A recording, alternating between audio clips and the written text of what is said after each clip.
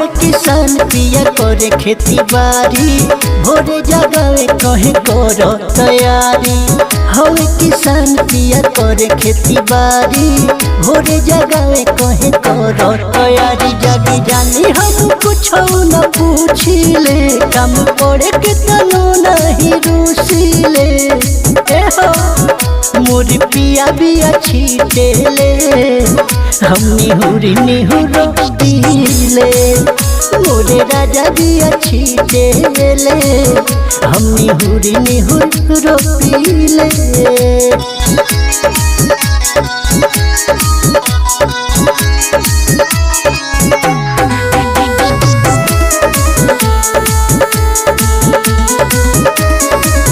सवर का बलम के माथे शोभे पगरिया, नीक लगले मारे खेत के भीतरिया।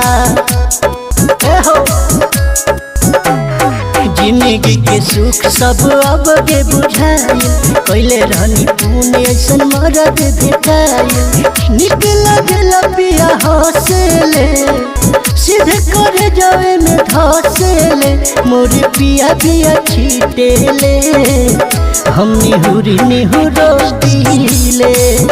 मोरे राजा बिया छीटेले, हम निहुरी निहुरो पीले।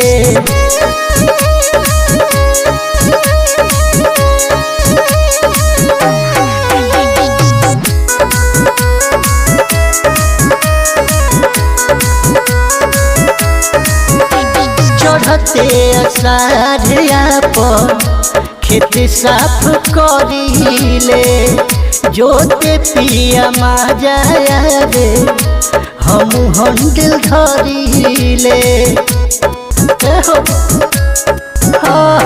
बनल रहे बोलम के सही जवानी, सह जाई अपने देह सब परेशानी।